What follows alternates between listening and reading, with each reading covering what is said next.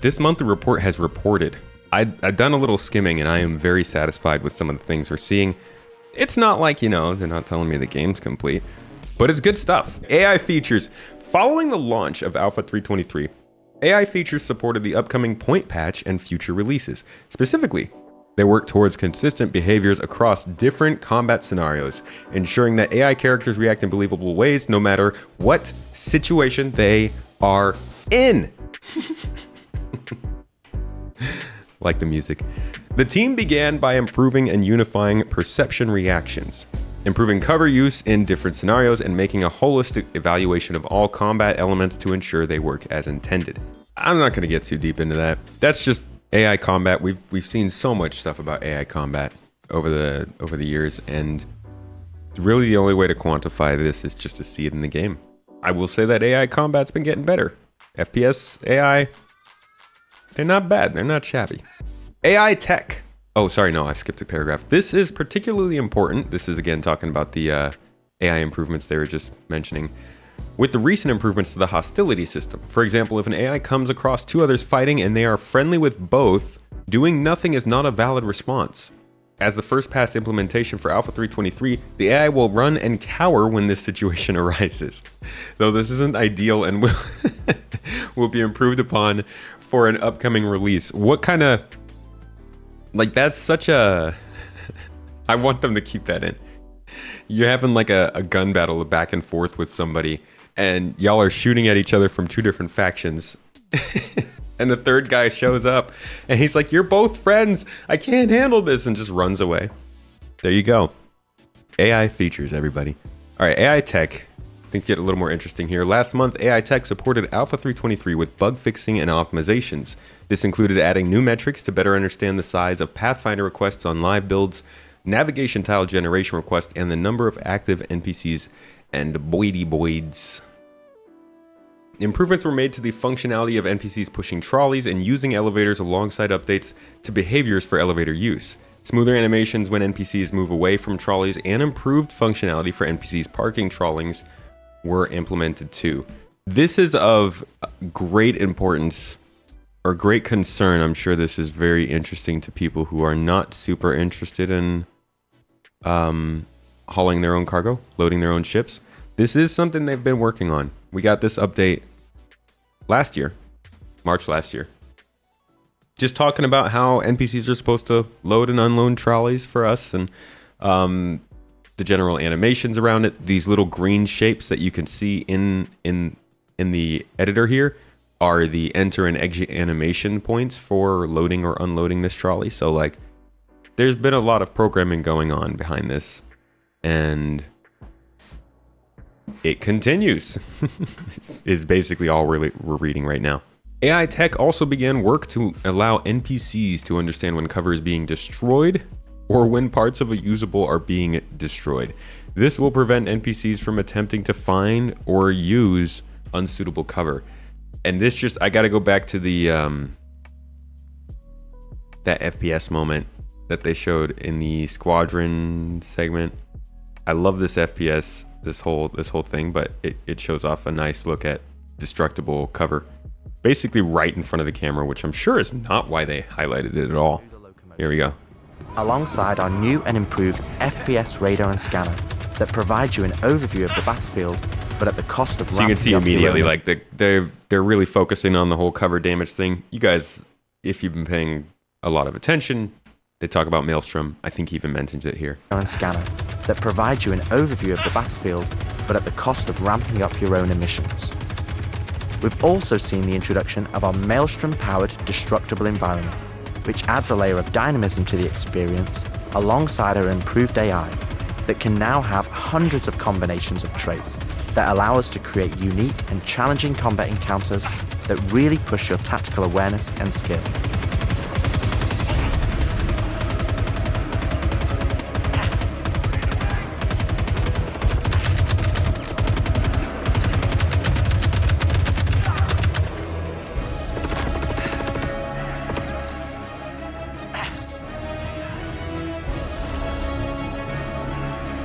All right. I'm sorry. I really like this song. Jeff Zanelli really nailed it with the soundtrack from everything I've heard so far. So that was showing off a little bit of the destructible environment. Nice to know the NPCs won't just stand there if you blow up their environment. Cool stuff. Good times. For ship AI, the team continued making improvements and fixing bugs related to following splines and backstrafing. Okay. We've gotten through AI. Good.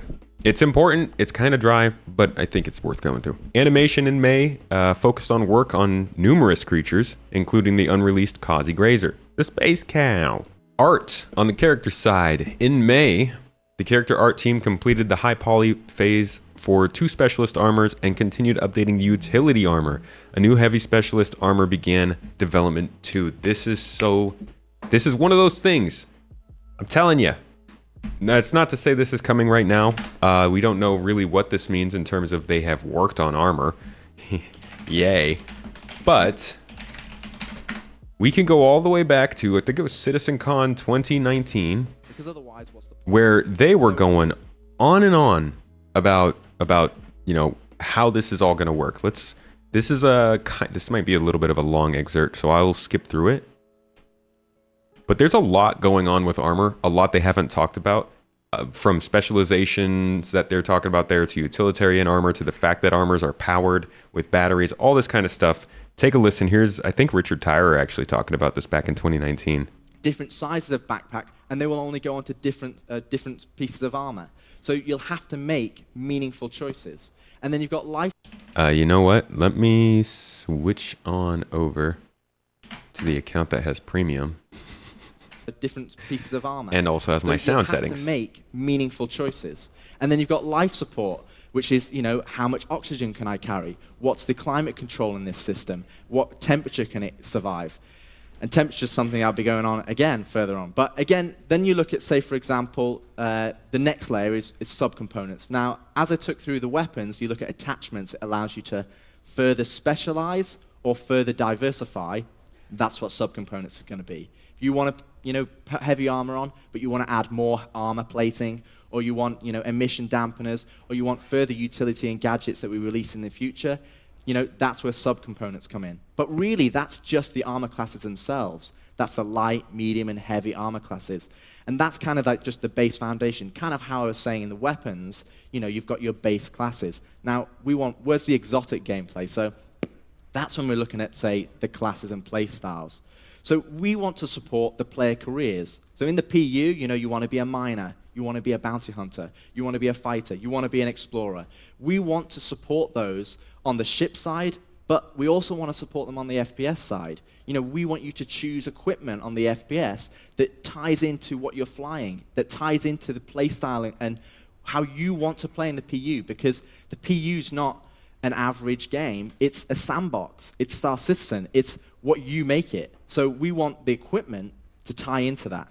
And so when you're looking at, say, player choice, what we did is we broke it down in between combat and utilitarian.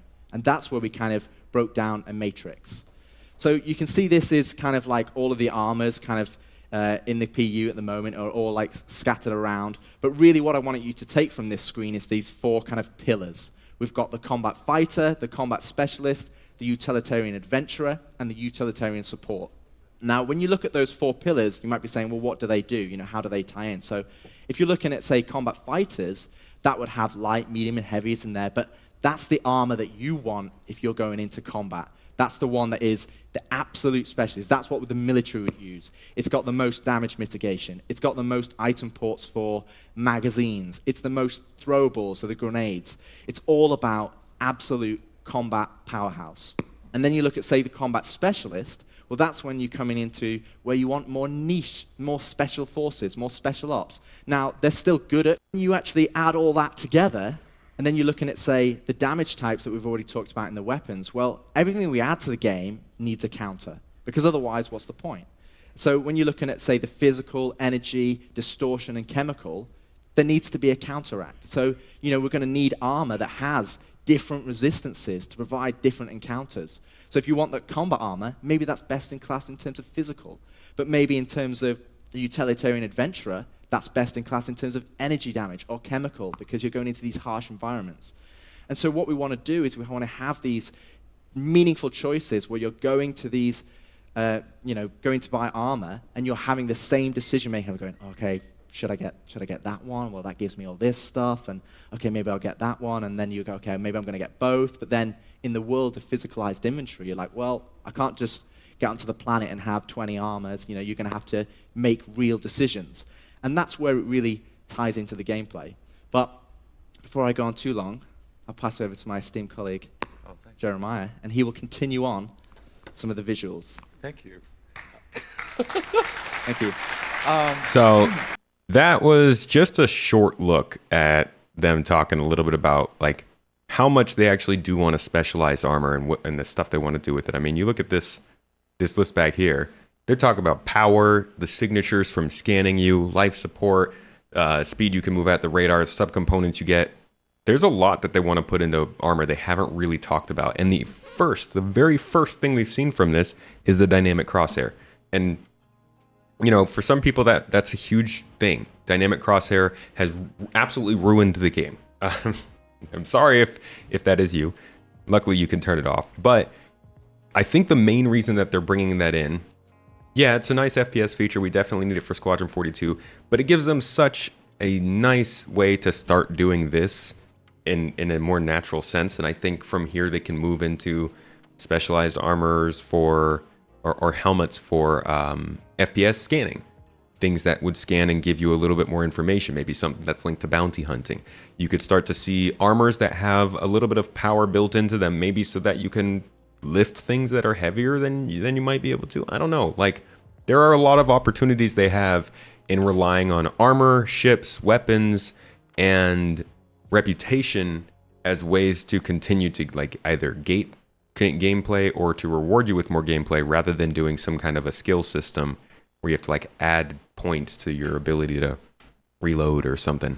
So I like what they're doing with the armor, and I can't wait to see how far they go with it. But for now, this is kind of what they've been talking about here. They got a specialist armor, they've got a utility armor, and they've got a new heavy specialist armor they're working on. Also in character art, they supported requests for the character customizer, while the hair team started work on new hairstyles for future releases. Progress was also made on new creatures. Let's talk about hairstyles though, because there were some pretty cool hairstyles back here that I am still excited to see. I'd probably rock dreads, but yeah, I definitely want to see these hairstyles come in hopefully this year. They're doing a really good job with hair. Art on the ship side, which basically is just our ship update for the month. For Alpha 323, ship art delivered the Aegis Retaliator's cargo and bomber modules, ensuring they met gold standard requirements. The Argo MPUV tractor was also completed in early May. Such a weird one, man. I don't understand why they didn't just wait for the Argo MPUV to be able to do its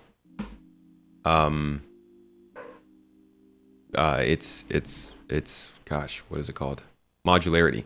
Like, why not just put a tractor beam on the existing Argo MPUV until it gets modularity, and then ta-da. I don't know. Weird choice there. Aegis Retaliator modules, though, that's pretty cool. I'm glad to see those are in the game. We did release a video back in November saying this would happen. I think it was pretty obvious. It's not like it was a super hot take. But what I didn't expect was that the MPUV they showed on that same video back at CitizenCon was not, in fact, the MPUV we know getting modularity. It was a completely different ship. But the Retaliator they showed definitely was them showing us that we'd be getting modularity. And they did hint at that quite a bit. You follow the little signs, or you just listen to what John Crew says, and usually you know what's going on with ships. Elsewhere, Lot 0 was completed for the RSI Zeus Mk2, with the team delivering a... Oh, this is why people think there'll be MK... Because, right, there's also the Zeus Mark II, but there wasn't a first Zeus. With the team delivering a significant amount of work to dramatically increase the detail in all areas of the ship. For example, lighting across the entire ship has been designed to bring out the volume and highlight details, while animation passes were done across all moving parts, with many receiving secondary motion to communicate a sense of weight. Nice. The next stage is the wear pass and completion of the ship's damage states. Material passes were also done to help unify the look and feel of new RSI ships in the future. Remember this. Everybody who's here, You're all becoming monthly report pros. Me too. Isn't it so fun to do it together? The Zeus looked like it would be finished by Invictus a couple months ago, right? At least, like, you know, that was a debate that was being had. Always add a couple months to whatever they're saying on the ship stuff, because it's never linear work, it feels like. I don't know the full story, but like, you'll see a ship and it'll be like, yeah, it's going, it's lot 0, it's doing its final art. And then 3 months later, they'll be like, okay, it's getting its damage pass. And you're like, what happened in those 3 months? Sometimes they're doing other things. Sometimes they had to pass it to a gameplay team. Sometimes there's some dimension that had to be edited, so it took them a little while longer. Yeah, that would have been cool if the Zeus was here, but it's it was a little hopium. Same with the Polaris, man. People thought the Polaris was coming for Invictus. Oh boy. That would have been interesting. Finally, for ship art, 3 other ships entered the white box stage. Who knows like what these are? We know it's not the Legionnaire. We know it's not the Saber variant that they've talked about. We know it's not the Polaris. We know, oh God, I have a video coming out about this tomorrow. Zeus, Legionnaire, Saber, Polaris, recent variants. So that's what we're probably seeing here. 3 ships entered the white box stage. They confirmed everything that we know about. So whatever they said at Star Citizen Live just like a few weeks ago is now outdated, because there are 3 ships entering white box stage that I don't think account for any of the ones that they mentioned. Okay, community team, I'm happy for you. Core gameplay. The core gameplay pillar spent May closing out tasks and bug fixing for 3.23 and 3.23.1. While part of the team focused on the final touches for the cargo feature, the majority continued working on gameplay features for 4.0 and beyond. Now we get into 4.0 talk. Let's go. In May, the core gameplay pillar completed significant amount of work on the multi-tool refactor plan for Alpha 4.0. This will provide a more streamlined experience by putting the tool's primary attachment action on the left mouse button and the secondary attachment action on the right. That's lovely. So I don't have to toggle between modes to pick things up and put them down. Ooh, or better yet, I don't have to toggle between modes to pick up a box or drag myself with the tractor beam. That's cool. Planning for the remaining multi-tool refactor work, such as an updated UI and battery consumption, were also completed. To be honest, I've never been super excited when we read that there's an updated UI coming, and I know some people don't like the new UIs that they've been showing, but golly gee.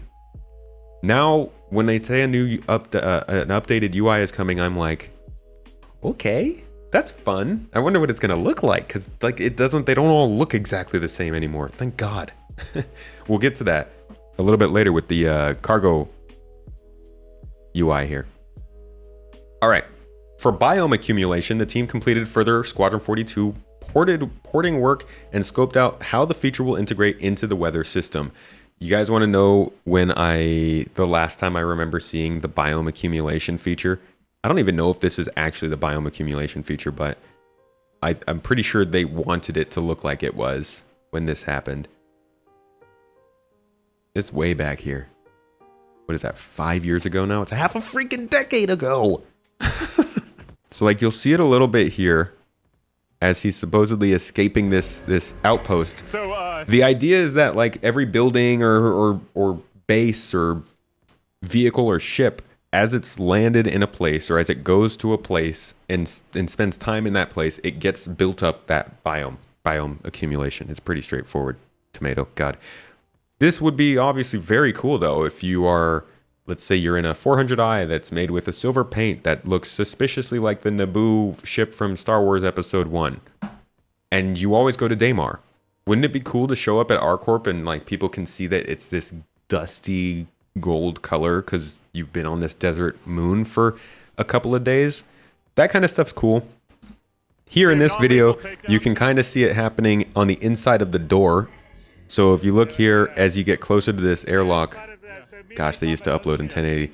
You can see that like around the inside of the door, it's all cold. Now this might be in the game right now. I'm not sure. But I do think that this is also part of biome accumulation they want to do. You can just barely see it over here. This is where they actually have talked about this happening on ships. This is like the literal... This is 2022 they were talking about this feature. So I tried to come up with a solution, and then I put together a presentation. Because before we decide to work on a feature of any kind, it is important to make certain we're all on the same page. So today, I'm going to share with you some of those ideas from the presentation I recently gave to CR and other directors before any of the work had started. Now, disclaimer, Jared said you'd find it interesting. So if it's not, blame him. So for those of you who don't know, biome is weather and accumulation is the effect that weather has on the materials. So this is not sped up. This is real time of somebody waiting for the next Star Citizen update. a character walks into a biome, that character's shader will reflect the weather. Simply put, if you walk out in the rain, you're gonna get wet.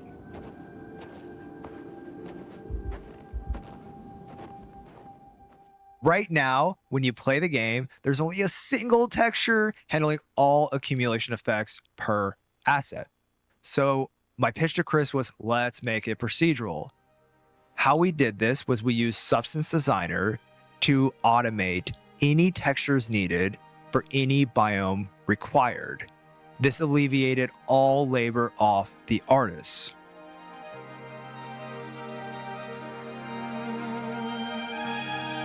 So look, when you have a bunch of people creating the same thing, you're going to have different results. Because we all see things differently, doing this procedurally solves the visual inconsistencies of biome accumulation.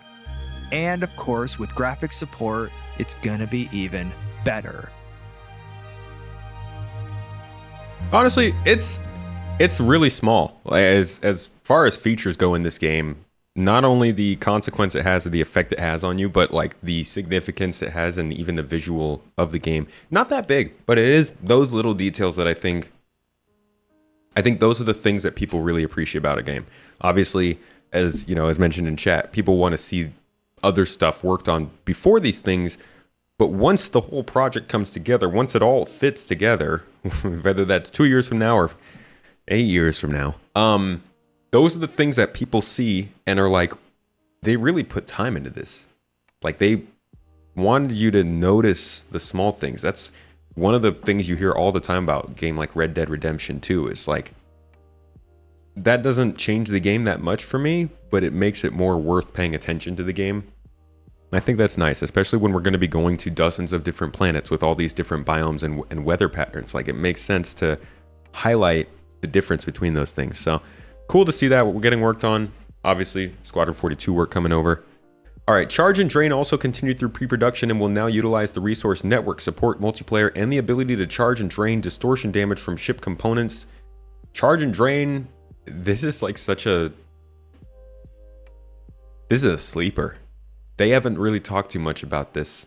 I can tell you from my own experience, Charge and Drain we just don't know much about that. I mean, maybe I missed stuff, but I don't think they've ever covered it on an ISC or anything like that. This is a big part of resource management that they haven't made us privy to. So that's exciting. Quantum travel is currently being reviewed to assess any aspects that need to be made server meshing compatible beyond issues observed during tech preview tests. For anybody who doesn't know how quantum travel is going to work, it's getting a pretty significant change. It'll be a little bit more interactive, at least at the beginning of quantum travel. But the big deal of it is not actually the quantum travel itself. It's what they're now calling quantum boost. And this is finally our ability. So I'll show you here first quantum travel, which shows the initial part where you have to line up your ship, get it confirmed, and then you're sitting on your quantum line, I guess. And then you'll get to see quantum boost, which is basically free-form quantum travel in any direction you want. Which, God, we've not had that since... Hold on, can anybody guess? Can anybody guess how many years it's been since we've had that? How long has it been that the system they're replacing right now has been in place? to suddenly switch things out. Come on, if you've been paying attention, you know the number, because I keep saying it for just about everything that happens this year. 7 years, just like everything else this year. 7 years since we've been able to quantum travel in whatever direction we want. Yeah, Astropub's got it, of course. You're just tumbling, right? Now, So finally. So, and this is not just like dependent on your skills. If you think selecting a proper quantum drive doesn't matter in the future, think again. You want to take care of your quantum drive. You want to repair it and keep it in good shape. So if you buy a cheap one, your travel will not necessarily be faster, but it might be harder. Okay, so Brent showed how it's done properly.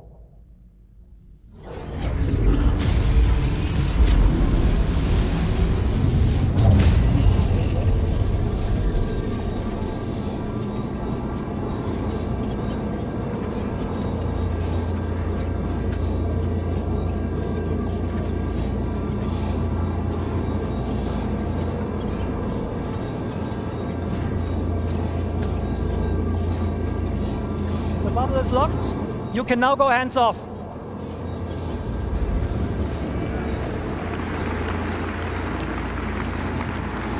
All right, so this is basic quantum travel. We know this pretty well. Looks nice though. Cool effects. Okay, so there's a second variant of quantum travel, and this is for short-range jumps. Sometimes you jump somewhere or you go somewhere. All right, so this is the key to exploration gameplay, I think, in Star Citizen. If you even go to the staggered development talk they had with Chris and Richard Tyrer, when they were showing this stuff off. Wait, no, it's not staggered. Sorry, I'm getting their buzzwords mixed up. Partnered development. Here we go. And you go to this where they were showing off the quantum boost feature. Man, I don't even know. We have obviously the red where it's like there's Here we go. So check this out. Look at the quantum boost clip. we never really get to see this sort of mid-distance scan in this game until this. They show off this scan, so just to call out, that's going to be the old HUD. Yeah, That is the alto. and then you get these like next old HUD. points of Earlier on, interest. showing the old These are all like tens of kilometers, I think, or maybe tens of thousands of kilometers away, which we don't really get access to right now. So we've done a scan here. That's also the old point of interest, because the point of interest will be just points. Yeah. But basically, we've done a scan. We've got some points of interest that are, multiple 10Ks away. And you can see the distance there. It says 13,000 kilometers on the right-hand side. So this is obviously just placeholder UI for the quantum boost. And Again, you can just boost over that. So like you getting the gist of it.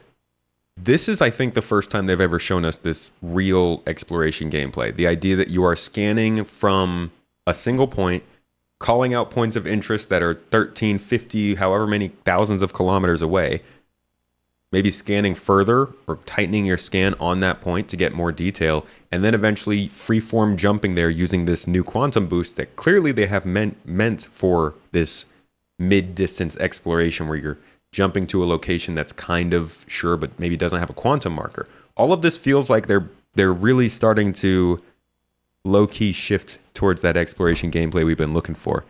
That's what makes me most excited about Quantum Boost, and that's why I think that's the best part of Master Modes in general. Somewhere, and you see the next point of interest is like 1,200 kilometers away. We're not going to force you anymore to travel that by hand.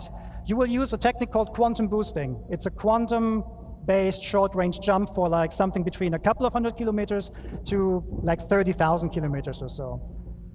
When you use quantum boosting, the process is practically the same, but the quantum bubble will not stabilize itself, so you need to be hands-on for the whole time, and the speeds are naturally, slower, but it's not slow, it's still quantum traveling, right?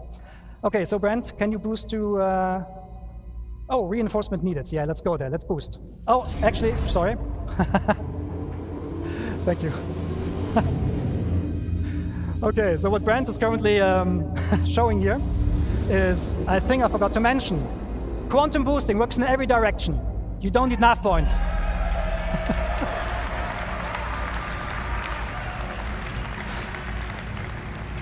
Yeah, that was great. That was good times.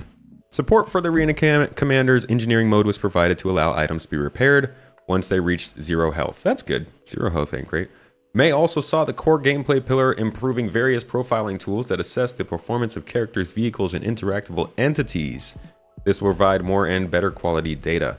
Locomotion improvements for NPCs performing sharp turns were completed, which will allow characters and creatures to switch direction more smoothly. Sharp turns. Work required to adapt the inventory system to server meshing was scoped out, as it will require a rework of its back end to scale appropriately. The initial version of jump drive failure events was implemented in May. Now when a ship's jump drive is disabled or damaged, the player will be forced out of the tunnel. Further improvements to the debug tools for jump point gameplay were implemented. I don't know what the heck jump gate gameplay is going to look like, but sounds pretty cool. For engineering gameplay, the team implemented power pools, which will allow the streamlined power management of grouped items like weapons and thrusters. The resource network was enabled by default in the main Star Citizen development branch, which ensures all teams can now work with it and integrate their features or content with it. That means... Oh, I'm pumped. That means that the mission team can start to build resource network stuff into their missions. Not only that, that means they don't even have to do just engineering missions. That means that they can put this into... Hell, the 890 jump mission could use engineering resource network. You could be tasked with turning the lights off or something to distract the people who are taking over the ship. I don't know. Basically just means it's no longer a feature in development. Now it's a feature that could be used for the rest of the game, which is pretty cool. Doesn't mean we'll see it in the next patch though. For the transit, the team continued general release support for Alpha 323 and the upcoming cargo and personal hangar update. Scope, technical, and planning discussions concluded for the transit refactor, which is now in active development. Estimates and scheduling were completed for the remaining radar and scanning tasks, including deliverable targets. Team members supporting the patch release concluded their work and moved to support radar and scanning. I'm going to show you guys radar and scanning. This is another slightly controversial one for some people. There you can see our new explosives marker, designed to help you spot deadly grenades, mines, and missiles more easily. There's your scan and radar feature, highlighting Marker, Chase designed to help you spot deadly Duggan. grenades, mines, and missiles more easily. Chase Dugan. Okay, so that was a minute, thank God. So that was the thing about this that has people a little bit concerned is that it basically gives you a live, real-time readout of what somebody's doing behind a wall, essentially wall hacks. Kind of like how they're treating death, we don't know exactly what the deterrents to this are going to be. So I'm waiting to I'm hoping this quarter we're going to hear more in depth how this system's going to work, because it's, you know, obviously they can't make it too easy to where everybody's just watching each other through walls. We'll see how they balance this feature, but this is something that has people a little bit concerned. Also, it has me very excited because not just people, this is going to help people identify objectives, interactable items, and other things like that. Yeah, there is a cooldown. Thank God, that'd be crazy if there wasn't. Work was done on the objects of interest mechanic, which will allow designers to set up objects within the PU or Squadron 42 with various parameters and special scan highlight. A special material was also applied with an object when an object is occluded so that it shows one material when within sight and another when obstructed. The team also added a fading effect for highlighted objects based on distance. This is all like, this is a really good feature. Again, I think this is part of that stealthy building of exploration gameplay that we're seeing being done. This just continues to happen sort of under our noses, and they don't call it exploration gameplay. But when you're out and about in some cave, or you've gone to some alien ruin, or wherever you get to the point that you scanned down and found out that you're in some kind of place nobody else has been, you have to use this feature to identify the things that are really interesting. So these are the key elements of exploration that it's really cool to see them finally developing. Additionally, work was done on including organization information in FPS scan data, while new sound effects was added when attempting to ping while the ability is on cooldown. The team also completed checks between the PU and Squadron 42 streams, raising differences so the team can continue to port features from Squadron 42. I really hope this is something that comes with 4.0. Finally, for radar and scanning, the team activated FPS radar and other experimental radar features across Arena Commander. These systems will be assessed closer to the release of Alpha 4.0 for a potential preview via Arena Commander. That'd be great. For Arena Commander, the team concluded work on the first version of custom lobbies, which went live in Alpha 3.23. Alongside general bug fixing, they also added team assignments, allowing players to arrange their teams in the lobby before entering the game. Support was also provided for the Gravlev race leaderboards. Initial work was completed on the first pass of a new EVA-only map for FPS game modes, with playtests scheduled for the coming weeks. Additionally, the team began marking up all Arena Commander locations with the room system so they're compatible with radar. The Good Doctor was completed, with the rest expected to be finished in the coming weeks. The new front-end style was fully approved and began implementation. Polish was complete on new animations, and the first example of a brand takeover was approved using Drake. This will be used to guide the teams in creating more takeover designs for future events. 2 new strike teams were created to focus on 2 new modes, one of which is FPS Horde. Oh my god. For FPS Horde mode, the game mode and initial setup were completed alongside the deliverable scope, discussion, and task breakdown. The primary goal of this mode is to provide developers with a fast, easy, and reliable way to iterate on the development of spawn closets, creature and human AI, and FPS radar. The team will assess the game mode closer to 4.0 on the feasibility of introducing it as publicly playable experimental mode. Horde mode? Oh boy! I still remember how absolutely amazing it was when that launched on Gears of War. I don't know if Gears was the first game to do it, but it's definitely the one I remember most significantly, and I think it was the one that chose Horde mode as their name. And I love that this is coming to Star Citizen, Arena Commander, and I gotta say, because there are a lot of people saying that CIG, giving them, I think, crap they didn't deserve last year when CIG said that they were, or I think it was actually early this year, when they said that they had gotten the game Arena Commander into a place they liked and they were going to still do development on it but kind of focus on other places, and people just took that and said they're just stopping Arena Commander. They've killed it. It's not going to get any more development. And this is a ton of work still going into it.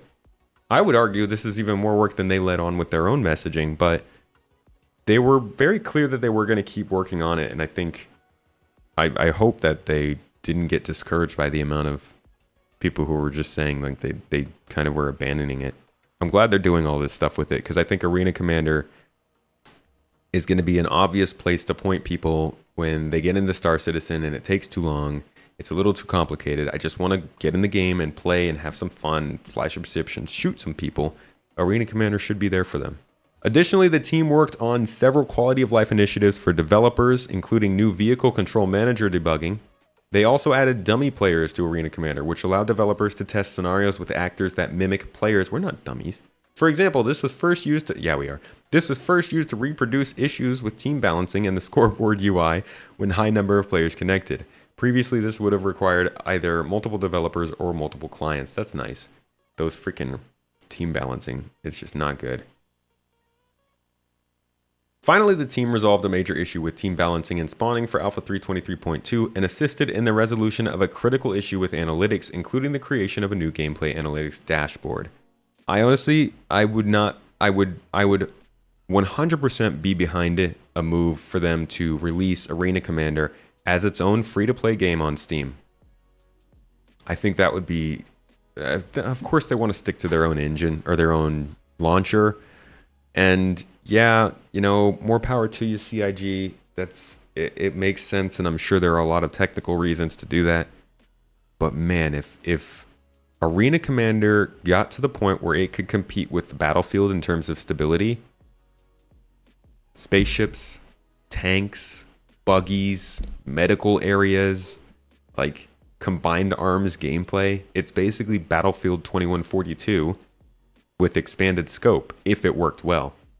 That would be amazing if it was free to play on Steam. That would I think that would take off. But it depends on how good it actually plays.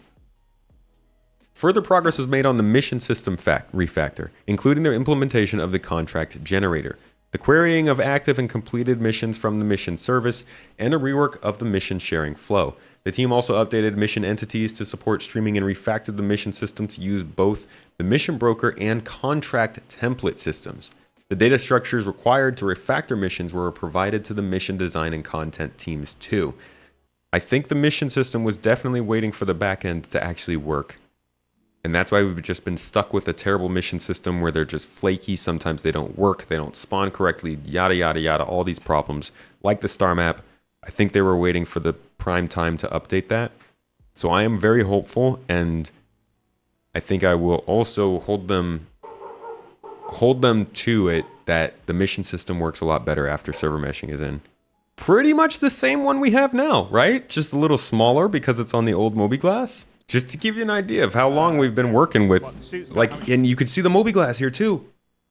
This is literally, if you joined a year ago, you would see the same mobiGlas, some slight tweaks with how big it is and the actual size of the menu. You'd see the same one as if you had joined back in 2018. And that's like how old these systems were. That's how long it took. Games have come and died in that time.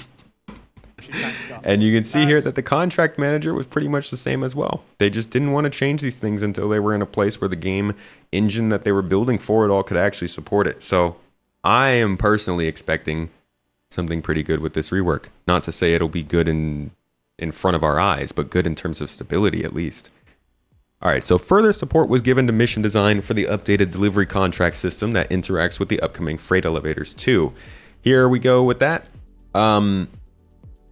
This is the UI for the freight elevator. I like it because it's not blue. But our graphics guy, Cass, he actually remade this with a text version. Hold on, I can find it. And I love it. I like this UI. I like that it's got colored denotation between the different locations. It's very clearly labeled much better. They've clearly got better filters and options for filtering, some quality of life options like expanding the window. Overall, this looks like a pretty nice, clean, and easy way to move stuff back and forth. I'm hoping clicking this and clicking move to elevator just is immediate. It doesn't take you to another screen. The more stuff happens on just this screen, the better in my opinion. But if we go to this post he made, so this is the one that they made, but he redesigned it with text. And I really enjoy it. I would enjoy at least the option for it.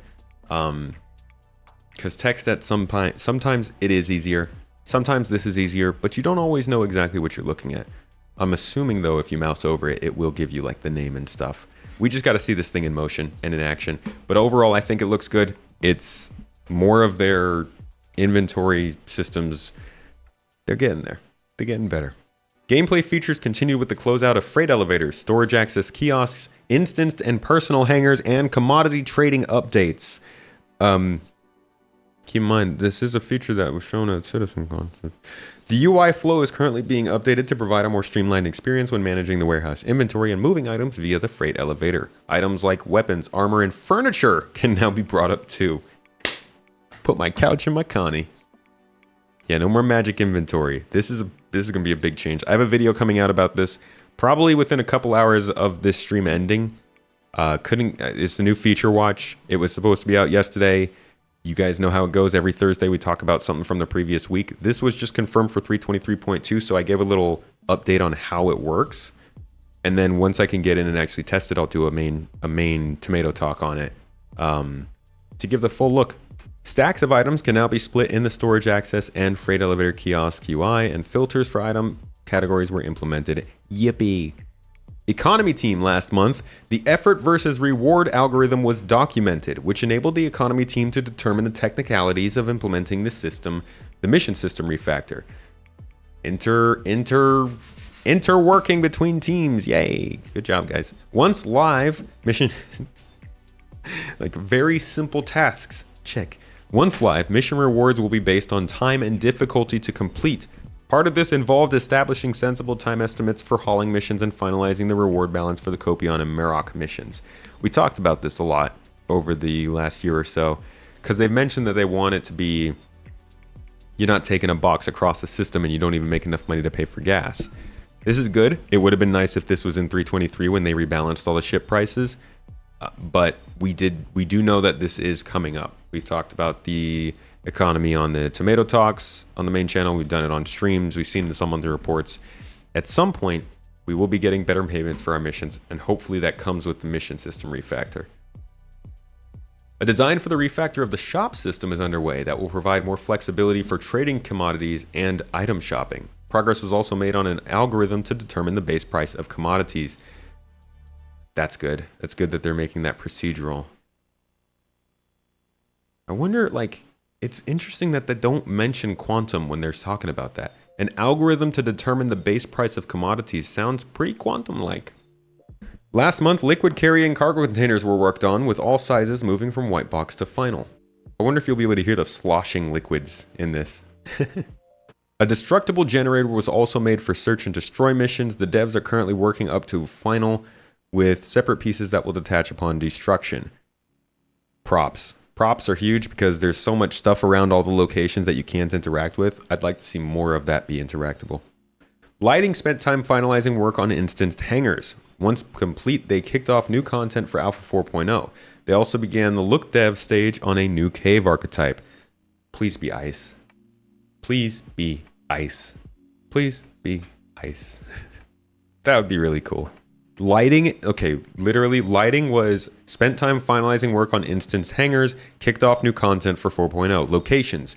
Saw the landing zone team fixing bugs for instanced hangars, moving on to end mandates for 4.0. Like, these people are step in line. They included crafting the remaining stations for Pyro, the landing zone team, and the organics team continued iterating on new biomes. No talk about Vulcan? We haven't gotten to the engine section. Oh wait, there is no engine section, huh? No talk about Vulcan. Maybe up here in R&D. Throughout May, Mission Design continued working on cargo missions, specifically polishing the abandon flow. This is used when a player decides they no longer want to play the mission. For example, if they have already picked up a load, the contract will give them an allotted time to deliver it to a closer location and take less of a reputation hit. If the player doesn't deliver the cargo in the allotted time, it will be marked as stolen. That's really cool. But I guess that's part of designing the mission. You have to come up with what happens if a player does this. I never even thought of that. Like, what if a player just doesn't want to finish the cargo? I literally would be like, well, make security go kill them. Y'all being a little kinder than me. And that's good because some players are going to get into a cargo mission. That mission might have you running across 3 different systems, and it turns out after the first system, you don't have time. Nice to be able to drop it off somewhere else, take a bit of a hit, but at least you're out scot-free. Scot-free? James-free. No James on board. Future content plans are underway. Hold on. Planning was also done for the mission system refactor, which is required for server meshing. This will also bring the processes and pipelines used by the team up to date to ensure everything is aligned with the current standards. Future content plans are underway with some actively being built. Mission design also aligned with tech design on their deliverables to see if more of their upcoming gameplay can be utilized. Pyro-based repair missions are being actively designed. These involve replacing components, containing radiation, and power management via charge and drain. I think Astropub had mentioned this. There we go. This is the first monthly report confirmation of resource management in ground locations. They've talked about it and hinted at it, and we know that resource management is going to be used in all of the different places. But they have not really talked about us actually doing those things at outposts. The amount of things that this could open up for us, of every single outpost having a power system that components can go out of power. Components can be destroyed. They can be damaged. They can need to be charged. Maybe you have a sabotage mission where you go into an outpost and do this. And then you add that to space stations. And then you make those localized missions that you can do multiple of them in a row at the same location. Maybe you get to a town, you land, and the mission giver is like, hey, we're not getting communications. We got a tower up on the hill, but it won't work. That's like a super basic mission. That's some Ubisoft crap. But getting those kinds of missions is what fills out these locations with more stuff.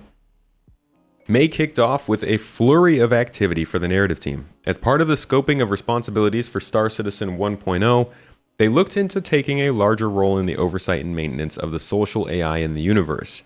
This includes reviewing and adjusting existing civilian behaviors so the personalities of the various locations and landing zones come through. The team is also prototyping new behavior types that will appear throughout some upcoming locations as well as previously established ones. This led to initiatives to develop vertical slices of social spaces to test out a variety of larger scale mechanics such as day-night schedules, updates to the vendor and bartender behavior, and some mission providers in a contained space to make sure they're providing the desired content before expanding. Mission givers coming back. Mission givers coming back. Yeah, that's good. I'm happy to hear it. Narrative team really only started to get more involved in the actual game last year, and we can kind of start seeing that coming through with like the branding stuff that they're tightening up. But it's still so lacking in the game. Most cities seem pretty much the same as far as the people go, just different clothes and different surroundings. It'll be nice to finally get to go to Hurston and be surrounded by gangs and be like, yo, this place horde. As part of 1.0 development, further work was done on the location stories for the major landing zones. With team members working with design to tailor the story of the gameplay, these missions will provide exciting opportunities for players to embark on adventures that embellish local storylines.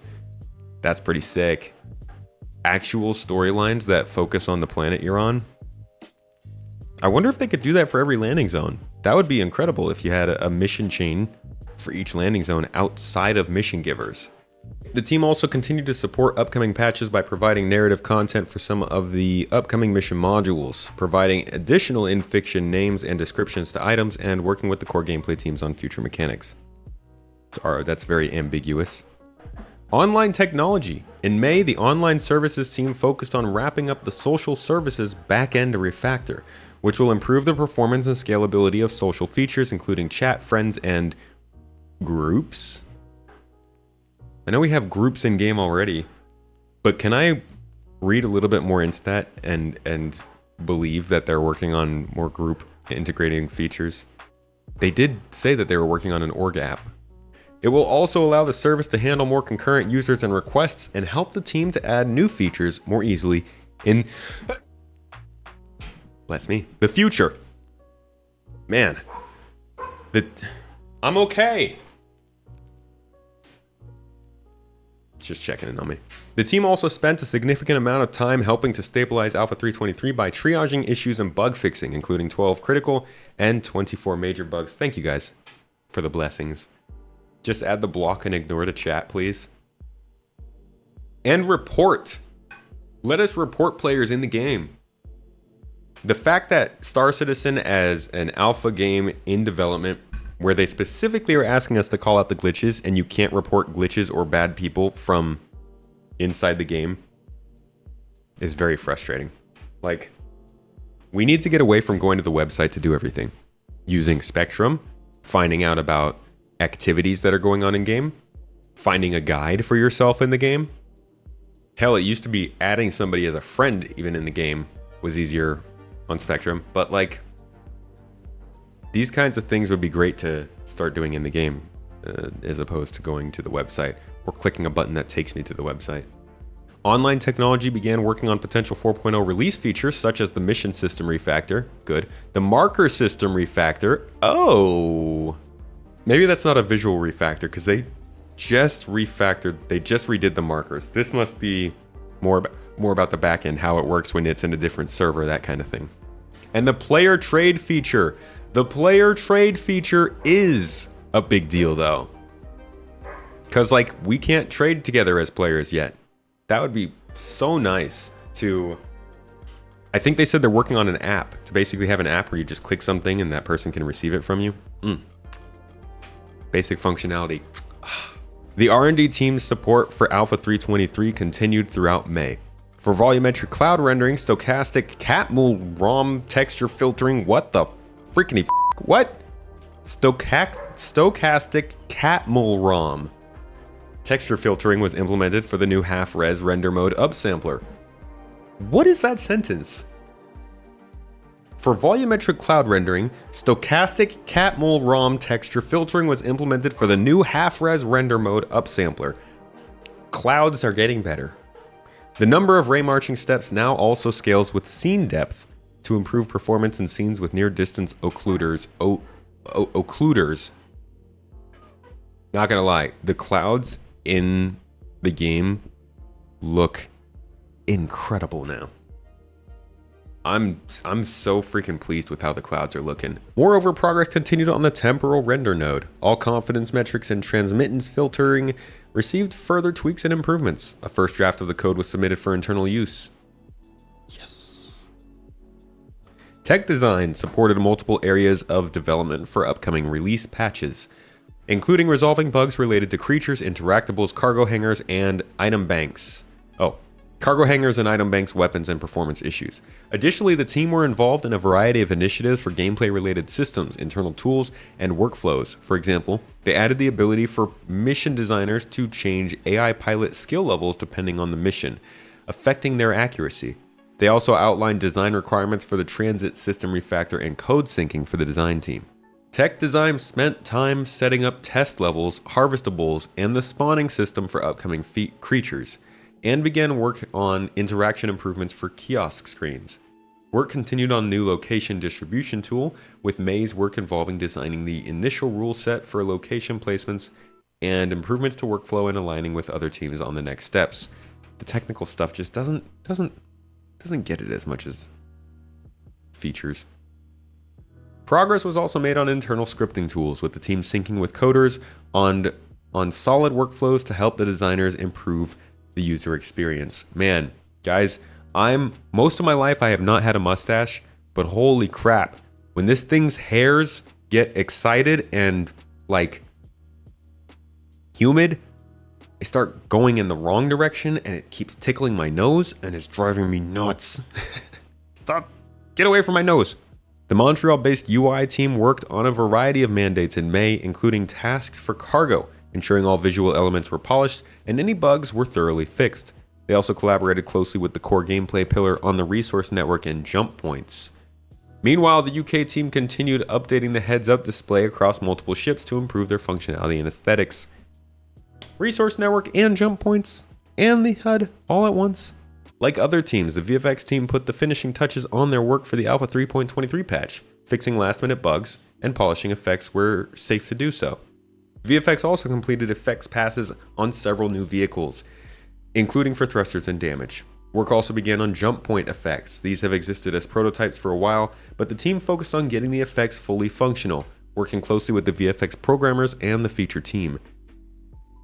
Alright, so here are the first look we had in terms of VFX when it comes to jump points. This is just for reference so that whenever they do show jump point VFX sometime in the next quarter, you guys have something to compare to. Check this out.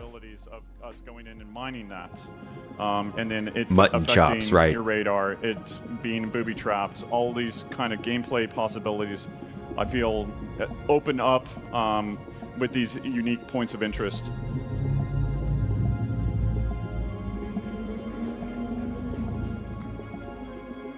Do you guys think we should open it? Yes. I think we should go. Yeah. Let's do it.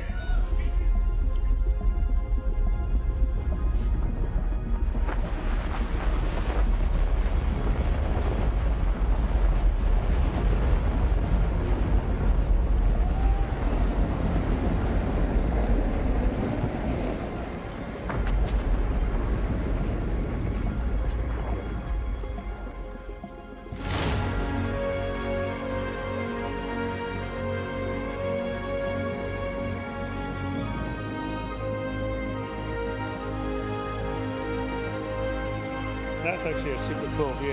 See that one? How good that is. That looks awesome.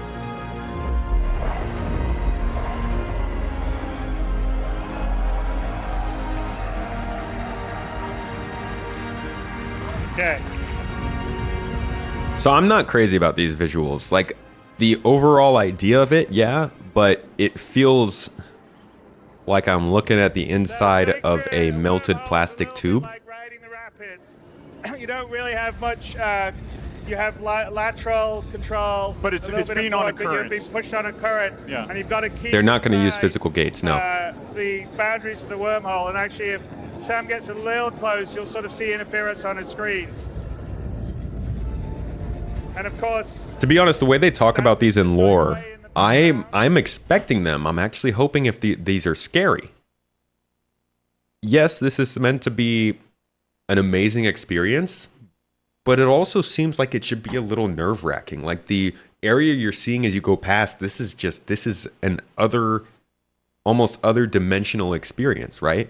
We should be absolutely mind flayed by going through this jump point. So I'm hoping that they're gonna really bring out the SFX and the VFX for this and make it feel maybe for the less traveled a jump point is, the more intense the experience, right? Not many people go here. It feels like you are walking through a dark abandoned forest, whereas you're going between Stanton and Terra. It feels like you're on a highway. I hope that they put some decent effort into making these feel unique, because they're putting so much into making sure this is part of the game when it could just be a loading segment. Like, it does not have to be a playable part of the game, but they're going really hard with that. So I hope that they, either go 100 or don't go at all. The web platform teams concentrated on preparing for the anticipated traffic surges during Invictus launch week. To support Alpha 323 and ILW, they established a special support process to ensure prompt incident response. Okay. The system service team also planned and tested the platform's automated scaling schedule to handle the expected traffic waves effectively. The web platform team says, this Invictus marked the first major traffic event since we transitioned our infrastructure to Kubernetes, and it was a great success. It provided an excellent opportunity to enhance our platform's observability and alerting systems. Despite hitting record traffic levels during the event, we experienced no performance issues. I wish we could say the same. No, this was a decent Invictus launch week. I'm pretty sure it's the best performing launch week I've seen. I still flashbacks to that first one. Yeah, I think they did a good job with this one, at least in terms of stability. I didn't get into the game too often, but like from what I saw of people playing it, it's pretty solid. Sounds like it really got worse after Invictus launch week. Focus on version 2.0.1. This is currently in development and will be released in the coming weeks. The team have been working hard to address issues with authentication, error handling, and other bugs that were reported in the launcher 2.0. These improvements will result in a more stable and reliable experience for users. We like a stable launcher. That's like step one. Some of the key elements of the next version are improved error handling and more intuitive UI with better performance. Issues involved expired sessions and 3001 and 2000 errors were fixed too. Workarounds and troubleshooting guides were also added to the RSI knowledge base. And then the monthly report just kind of ends. I feel like I should just end the video there without saying anything, because it's such an abrupt ending. Like, I felt like I was in the middle of a thought. But that's it. That's the May monthly report. And I think it's a freaking juicy one.